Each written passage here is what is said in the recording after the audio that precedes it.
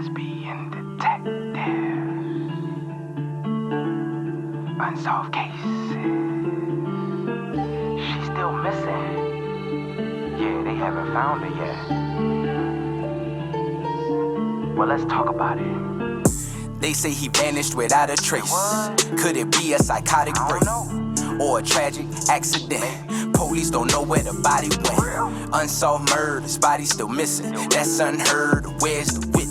Lesbian detectives, what's going on? City on high alert, this out the norm. He did what, the who? Man, that ain't real, these crimes ain't true. Then come uncover these theories with us. We live right now, tuning in is a must. Right now, Lesbian Detectives. Lesbian Detectives. We about to start the show, so get your popcorn ready to go. Pay attention to the message I present to you, the Lesbian Detectives. This is Lesbian Detectives. I'm Sierra. And I'm Elizabeth. And we are here talking about missing and unsolved murders. We are discussing cases that you have forgotten about or never even heard of. So sit back, relax, and let's start this podcast.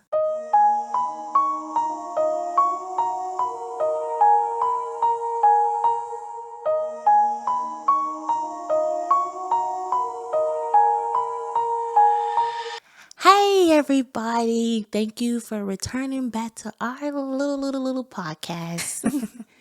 Thank you all for liking us. Also for calling us out. Like, I love a good debate. Like, some people have their theories. I feel like one thing about theories is we all can have different ones. Right. But we shouldn't go at each other I don't believe in your theories. No, have a discussion. See what their side of you is. And I love when they I believe in this. I was like, I didn't think of that. Sometimes when they say things, I'm like, oh my God, where were you doing theories? Right, exactly. Sometimes our theories be off the wall, but it's that case that they sit back and man, this is what I believe that happened. Right. And that's why I like doing theories. I feel like we all have a point of view and we all should tell people. The end goal is to find the perpetrator or bring them to justice. And speaking of that, I think one of the cases that we cover might be solved sooner than later. Nice. I don't know if you guys have seen it on the internet or anything. Let me know. I did cover it on our TikTok. I went more in details on it. But if you want us to do an updated episode, let us know. Aisha Degree, I don't know if you guys remember her. We covered her in the beginning of our podcast. Mm-hmm. Way. I think she number 4 or 5 episode. Yeah. But it's a lot coming out on her. So please check out our TikTok where I go more into detail on it. Let us know if you want us to do an updated episode on that. We would love to do that for you guys. Now let's get into the episode. Today's case takes place in San Francisco in the 1970s, with a city full of life, filled with color of freedom and revolution. At night, the fall rolled in, clocking the city in an eerie silence, where the LGBT community found solace in the Castro District bars and cafes. But beneath the vibrant streets, something dark was lurking. A killer who would become a ghost, haunting the very place that people went to feel alive. It all started one cold night in early 1974 when a man met a stranger in one of the district's bars. The stranger was charming and full of warmth, invited the man to a quiet place by the beach. There the stranger, who had a talent of drawing, offered to sketch him. The man, unsuspecting, agreed. What followed was a gruesome and unexpected act. Violence that seemed almost ritualistic. The man was found later, his life brutally taken, but a strange clue was left behind. A sketch of the victim drawn by the killer. This wasn't an incident. The pattern was clear. The killer struck again and again, following the same method, approaching his victims with his charms, sketching them, and then leading them into a secluded spot where he would then take their lives. His attack was swift and brutal, leaving the bodies of his victim discarded, their lives erased in an instant. Though the police had some clues, a description of a young man, likely in his 20s, with artistic skills, the case stalled. No witnesses came forward. Those who survived the attack remained silent, too afraid to speak out. The fear exposed of the danger of being outed in the time where the LGBT community was heavily stigmatized kept them quiet.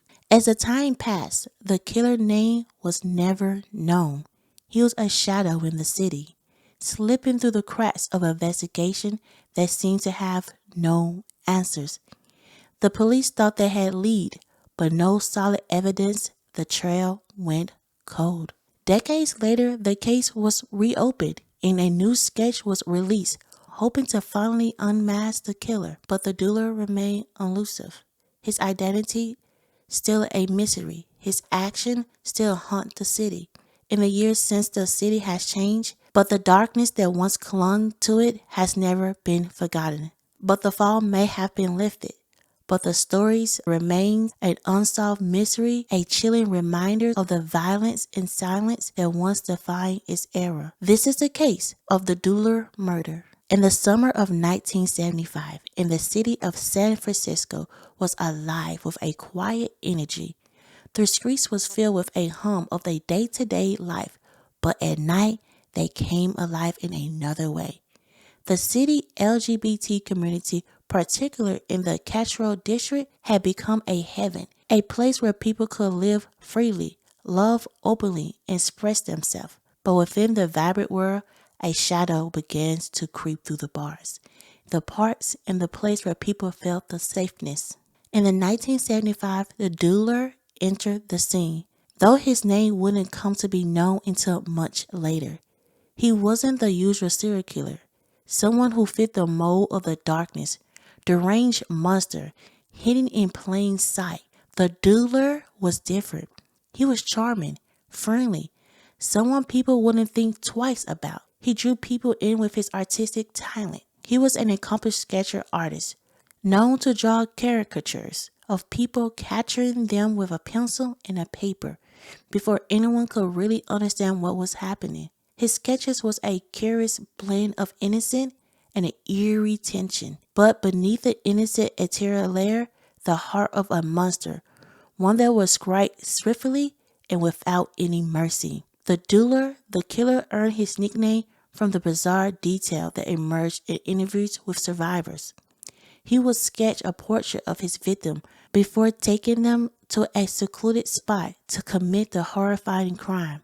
The chilling part, he'll do it as a prelude, an almost casual invitation, an almost casual introduction before turning deadly.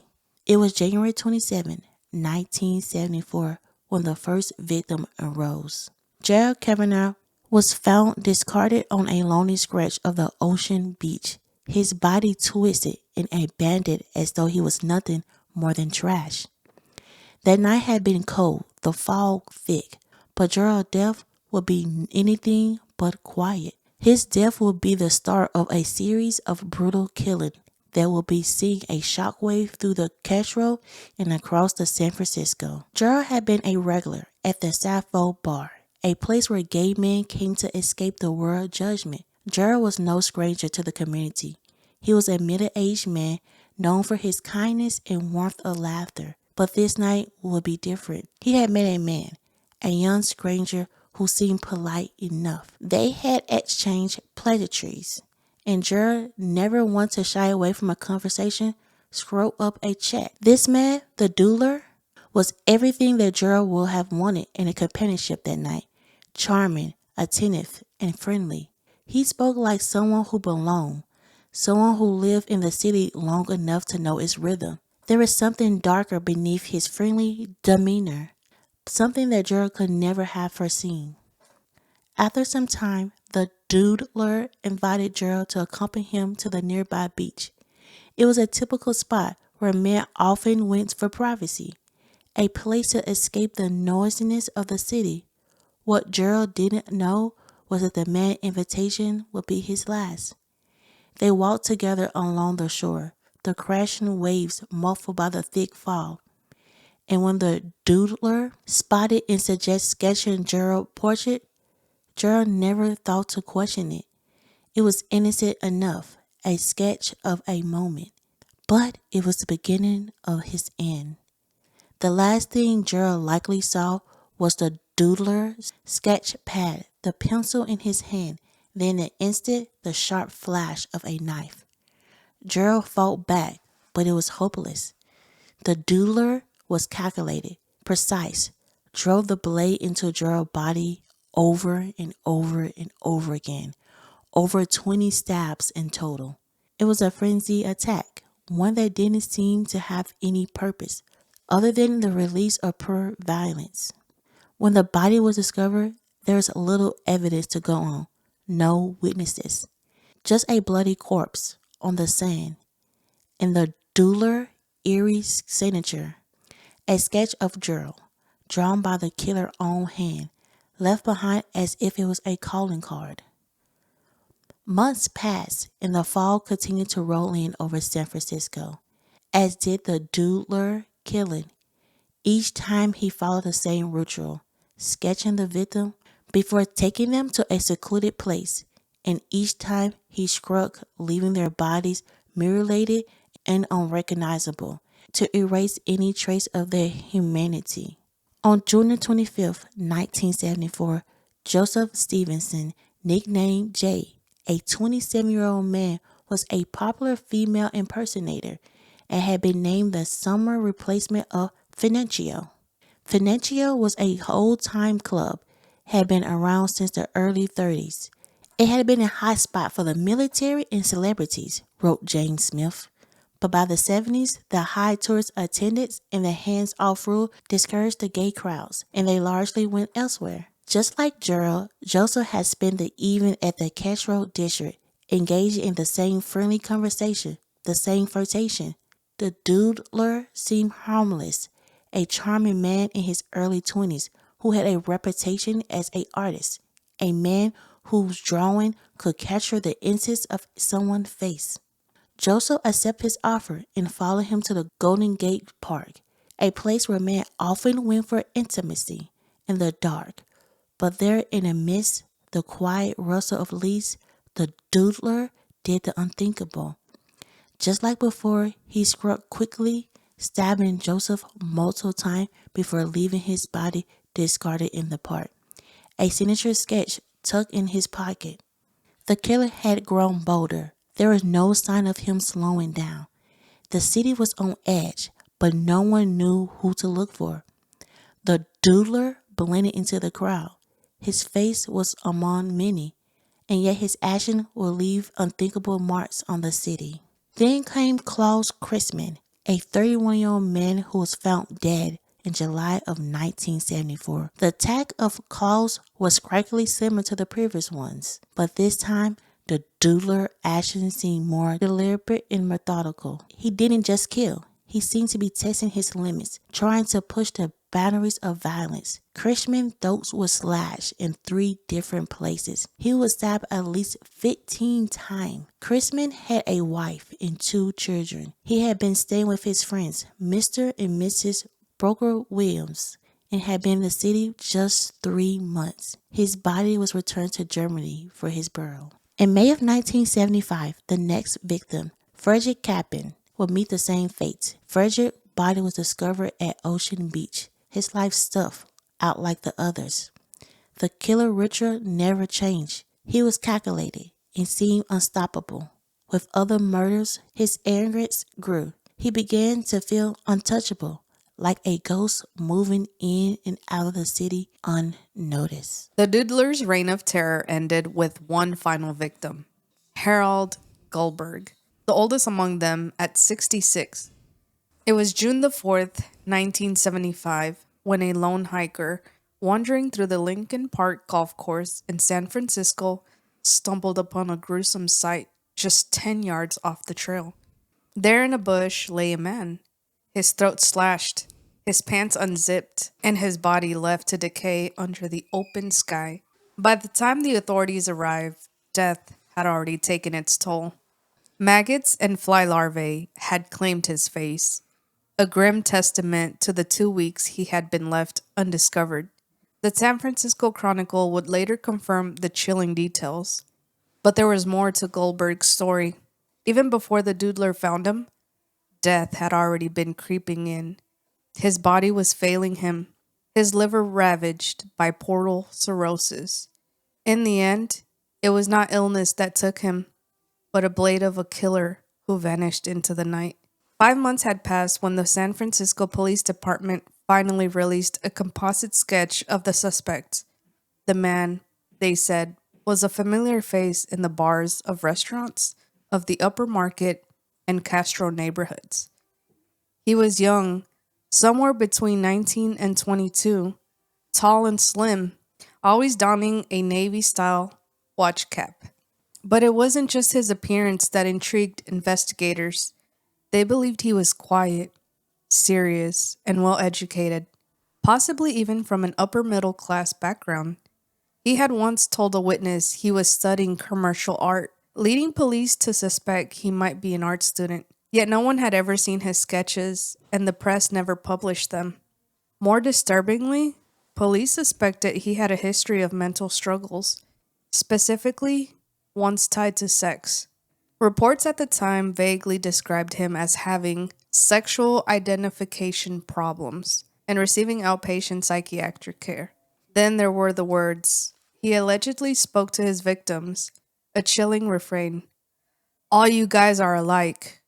A phrase dripping with resentment directed at the men he pursued. Despite the growing body of evidence, witnesses were reluctant to cooperate. The stigma of the time kept many silent. "My feeling is they don't want to be exposed as homosexuals." Inspector Rotia Guilford later remarked, "The fear was real, and in the absence of an arrest, rumors spread." One such story came from Charles Lee Morris, the late owner of the Sentinel. He told the Chronicle of a man in Los Angeles who had narrowly escaped an encounter with the suspected killer. The man had been on the verge of taking a young black man, one who bore a striking resemblance to the composite sketch, back to bed when something changed his mind. A knife had slipped from a young man's coat. It was enough to make him reconsider. There were also those who had survived. One was a European diplomat stationed in the U.S. who had met the suspect late one night in an upper market restaurant. Over a midnight snack, the young man asked if he had any cocaine. The two went back to the diplomat's apartment. But what happened next wasn't what the older man had expected. The suspect attacked him, stabbing him 6 times. He survived, but when questioned, the diplomat denied having any sexual relations with the suspect. Years later, in 2011, an attempt to obtain diplomatic records through a Freedom of Information Act request yielded nothing. Another survivor was a well-known entertainer, someone, according to the police, of national fame. But their identity remained a mystery, never leaking into the gay press. The third was described as a well-known San Francisco figure. He had fled the city and refused to answer letters or phone calls. For those who followed the case, the identity of the nationally known figure became one of its enduring mysteries. Randall Alfred, the Sentinel's news editor at the time, speculated. Was it Johnny Ray? Rock Hudson? Richard Chamberlain? It was, after all, an era when a quick flight from Los Angeles to San Francisco cost next to nothing. One of the three, only Chamberlain is still alive. Meanwhile, police urge anyone who had survived an attack to come forward. I'd sure like to talk with anybody who's been attacked.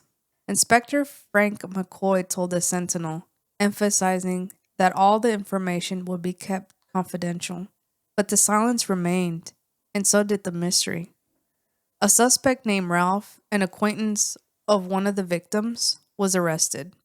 The case seemed to be cracking open, but with no physical evidence, the suspect was released. The trail went cold.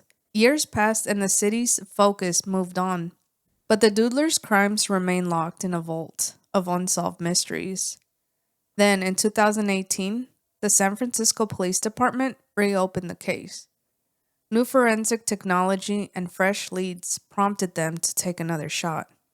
A new composite sketch of the killers was released, showing what he might look like now.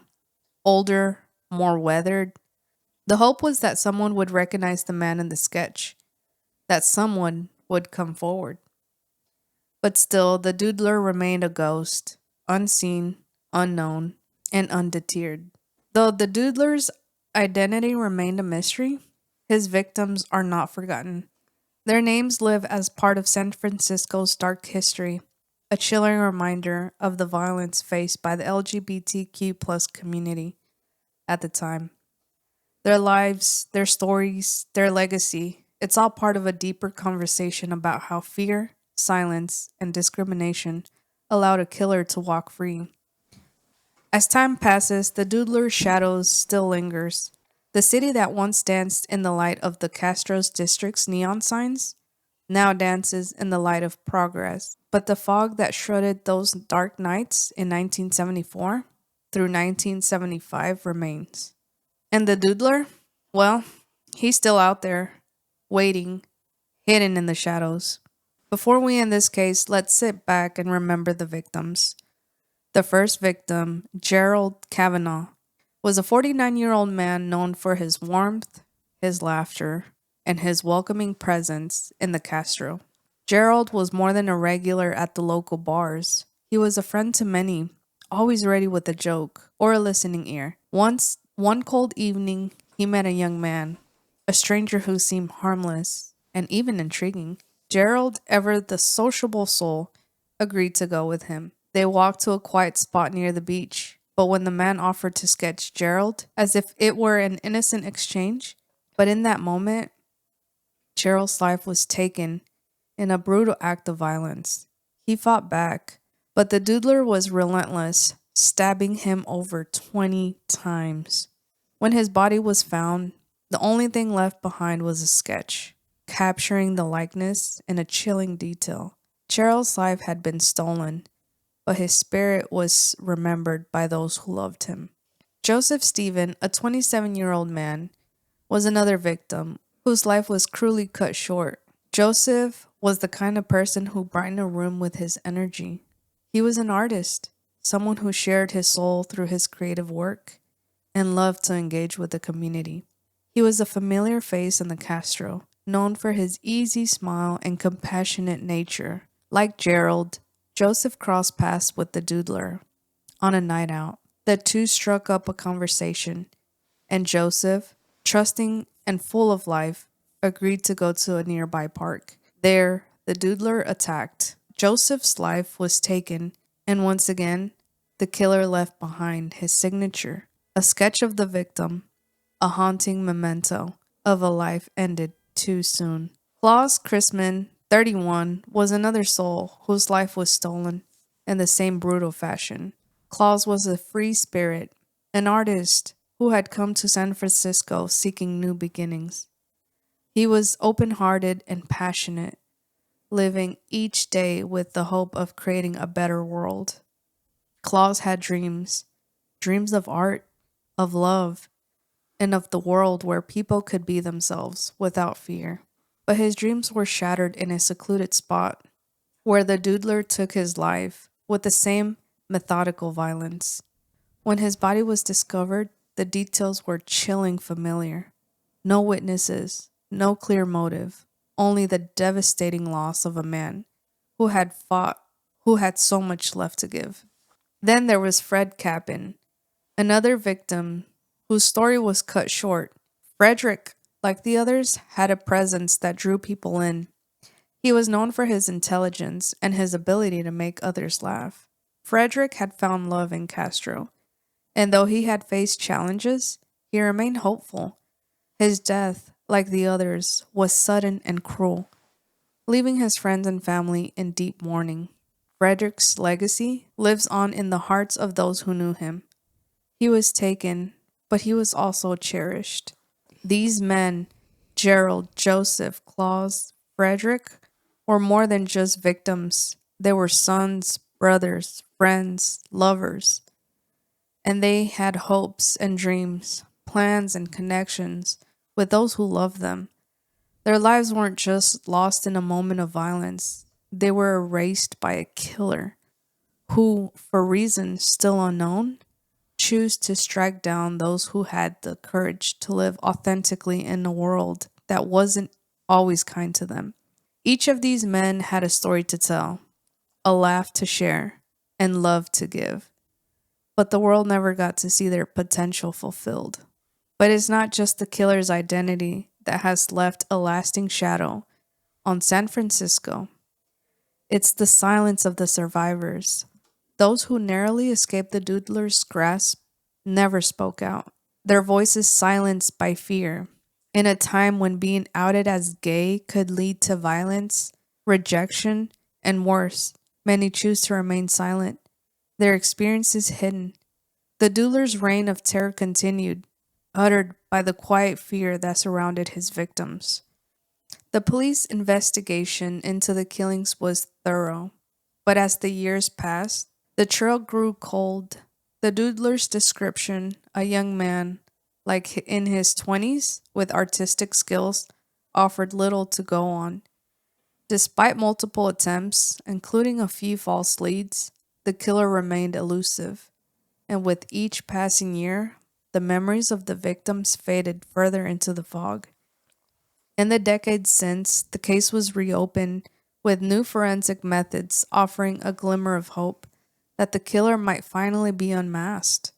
Yet, even with the release of a new composite sketch, the Doodler remains a ghost.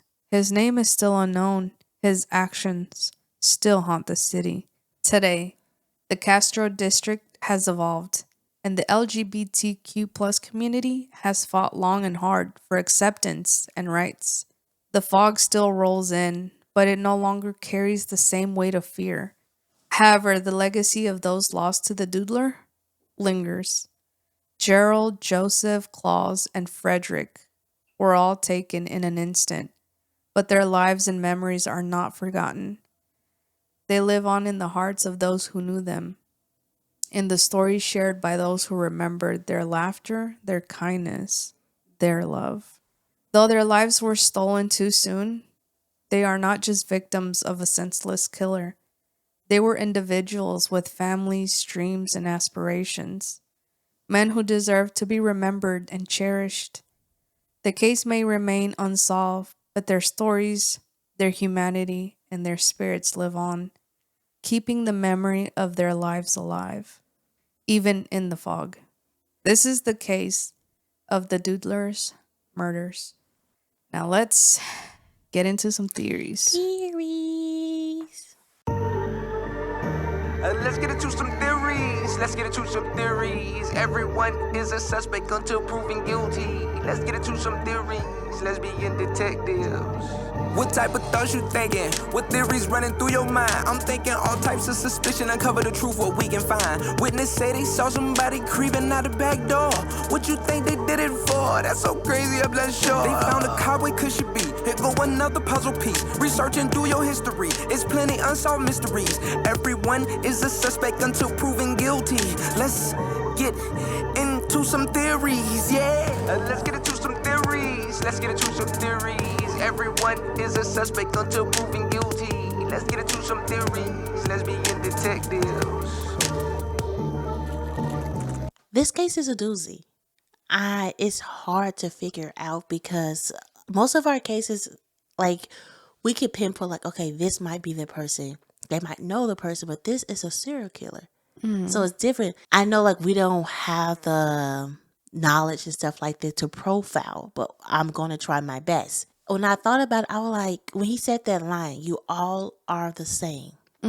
I wonder if he was a straight man and he did not like gay men, or he was a straight man, like a bi-curious man. Like, okay, I think I might be gay, but I want to try it, but he could never, like, get there, you know? Yeah. Or the final one is he was gay and he was very religious and he did not want to be gay. And when he got there, you know, started making out with these guys and he got kind of turned on, he did not like it. So when he said that line, y'all all the same, that mean y'all all like evil. Like I have this evil inside me and I need to get it out. Right. So that's the hardest part about that. And of course, it was in the 70s too, so it's not as accepting as it is now. Right. I mean, is it really accepted now? Because we still have a lot of stuff that we need to work through with the community. But With this one, I look at which option thing, like which option I would say. I feel like it was probably, it's kind of hard because how they all describe him, he was very charming. He know how to flirt. He was always around. I feel like the sad thing about it, a lot of people might know who he was. Because a lot of the survivors, a lot of people say they might have saw him walking around or being, involved. So I feel like he might was a part. Like I feel like a lot of people knew who he was, and it's sad to say that you go against the LGBT community. Back in the day, they wasn't gonna speak. Right. They didn't think like a lot of them. Let's be honest, a lot of them probably was in the closet, or they did not want their family to. Probably had a wife and kids at home, like one of our victims was. He had a wife and kid. But he was out there in gay clubs and interacting with gay men and having gay relationships. It's just hard. I feel like this is hard because you have to profile. And of course, we don't have the knowledge like a profile detective will, but we're going to try our best. Right. And like the creepiest part is that he drew them. And Right. I wonder, like when the police saw it, like what, like I don't know. I just think it's shocking. Like he killed them and then he left the drawing with them. I wonder if he drew them before he killed them or after. I think he just did like a little, because it's hard to say. Because when I was looking up the case, some outlets said that he drew them before, or some said he drew them after, because he would kind of do that like as a flirtation, like, hey, you look beautiful or handsome, let me draw you, as a flirt. I wonder which picture did he use, the ones that he drew them in a bar, or the one he drew of their deceased body. I feel like maybe in the beginning that's how he would lure them, but the community's so small and kind of close knit that I would believe that word spread quickly. I wonder how big his notepad was or his sketch pad, because not everybody walks around with a sketch pad and some drawing pencils. I mean, you think about it, he would be obvious to the community. Right. Because he probably used that flirtation skill on a couple of guys. But other people knew about it eventually. So I would say if I see somebody with a sketch pad or even talks about drawing me, I would be on alert. I'd be like, hey, that's him, I just, I don't know how word didn't spread as quickly or how people didn't know about him. How was he getting them? How was he enticing them? Of course, I know he was charming, but if people knew about him, how was he doing it? Unless he was luring them and then unaliving them and then possibly drawing them. I think it seemed like he was drawing them. He like, oh, let me get a little drawing of you because you're so beautiful and handsome. Then he did that, and then I feel like after he unalived them, he probably drew their dead body. I feel like that's sick a little bit, but it seemed that that's what happened. But he would always leave the drawing behind. He would leave, but we don't know what the drawing was. The police never released it. You always knew that he left a drawing, but I would say of the victim, but they never said of how the victim was. That's the crazy thing about it. It seemed like he was young and very educated and very talented, because for him to draw, that's amazing talent, because I cannot draw. Right. It's just, I'm thinking a lot of the older men that he did go for, do you think he was, well, only one that he really like went for super older, and one was like close to, like we don't know his age, but like close to early 20s. Do you think he was molested as a child by a man? That kind of makes sense. Y'all are all the same. Y'all want the same thing from me. But it's almost like that's what you were doing. Like that was the setup. That was the idea. Yeah, but he probably got like, when that step happened, he was like, okay, like no. Like what if he did like one of them, like trying to flirt and like hang out, but he didn't want to take it that far? Well, maybe this was his way of like correcting the world or correcting or doing his good deed. Because an older man going for a younger man? No, for a man on man. Or that's probably what he believed. Like, okay, the more I take out, the world is a better place. Not knowing that it was all out of love and not some type of harm. I wonder, did he I mean, of course I feel like he stopped because like we didn't see no more, the police would have known it was him, but I wonder why he stopped. That's the biggest thing. Also, I wonder, did he ever, because for him just to stop like that, like that's the craziest thing about it. Like, why did he stop even? Because usually serial killers, they keep going. They usually stop because they're getting married, but they kind of would pick it back up a little bit, you know? But for him just to stop. I think he was getting too much heat, and he had a couple survivors that could profile him.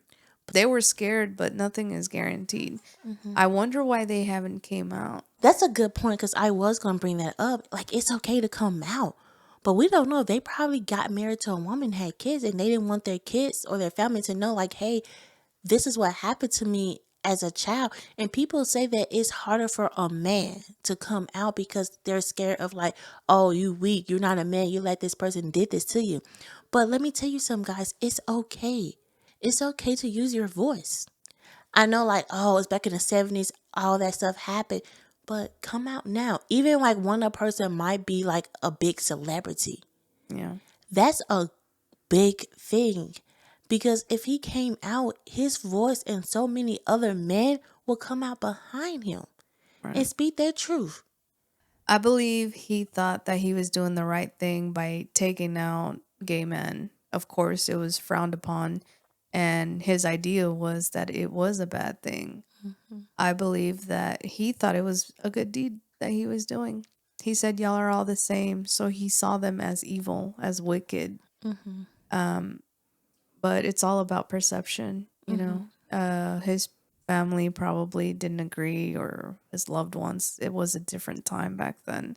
I believe that he did have some type of curiosity about that, because why would you be so fixated on a certain group if they weren't on your mind all the time? It's almost like he couldn't escape it. And this was his form of escape. I really want to know the drawings too. Did something else happen? Did he, I don't know if he kissed them, but they would have had his DNA, or if they went the whole way. Like, I don't know all of that, and they haven't released any of that information. So it's kind of hard to go by, but I do encourage the victims to use their voice and give the family and the victims the justice that they deserve. I know it's been a long time, but even knowing who did this will bring them some sort of closure.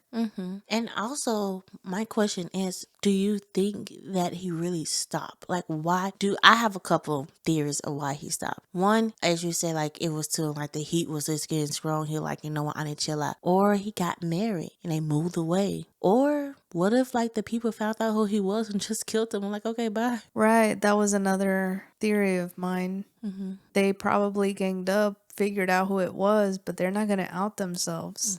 So they probably did get rid of him. Because, I mean, if he's going around, I feel like detective how he flirted, a lot of guys were picked up on, like, do you remember? I feel like the community probably like, okay, the cops ain't doing nothing about it.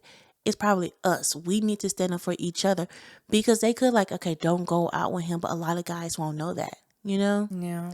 Because he was going to that bar. The bartender might saw something. The owner might know something. Think about it. That's probably why the victims didn't say anything, because they had already kind of discussed it within like their own group of people that they trusted, and then those people took matters into their own hands. It was a different time back then.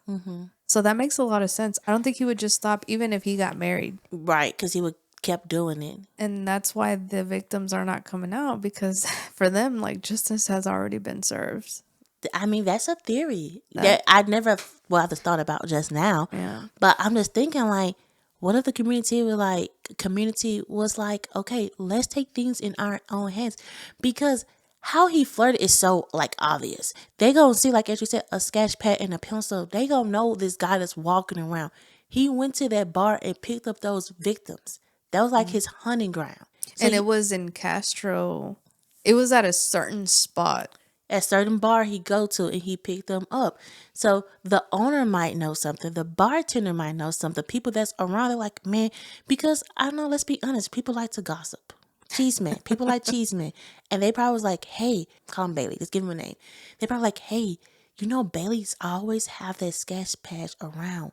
Like, do you think it's Bailey? Do you think Bailey could be the person? Oh, like you said, the people from the club or whatever, they were like, hey, I saw this person with XYZ before they were unalived.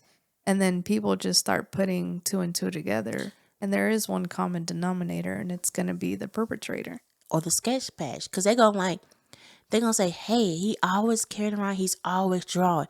They going to recognize, and they're going to like, oh, I saw him, wasn't it? Because that's why I feel like that community was a tight-knit community. It was a small community. They had to know everybody. He stood out. To me, I feel like they knew who it possibly was. Because when I was reading the information, he got bolder and bolder. How he was killing them was vicious. He wouldn't stop. He would not stop. He probably would stop when the police got him. But let's be honest, did the police really give it their all back? Come on now. Not at that time, no. Probably not in this time either, let's be honest. So, guys, that is our case. I like this case, my bad. This is our case. Please tell us your theories. Comment down below and tell us what you believe. Don't forget, we are on all podcast platforms. Give us that 5-star rating. Hit that notification bell so you know when our next episode will come out. And also, subscribe. Like, come on, guys, subscribe. Be like a part of the detective teams. I cannot wait for you guys to hear our next case. And this is Lesbian Detective. I'm Sierra. And I'm Elizabeth. And do not forget, everybody's a suspect. So proven innocent. Bye. Lesbian Detectives. Unsolved cases. She's still missing. Yeah, they haven't found her yet. Well, let's talk about it. They say he vanished without a trace. Could it be a psychotic break? Or a tragic accident? Police don't know where the body went. Unsolved murders, body still missing. That's unheard. Where's the witness? Lesbian detectives, what's going on? City on high alert, this out the norm. He did what, the who? Man, that ain't real, these crimes ain't true. Then come uncover these theories with us. We live right now, tuning in is a must. Live right now. Lesbian Detectives. Lesbian Detectives. We about to start the show, so get your popcorn ready to go. Pay attention to the message I present to you, the Lesbian Detectives.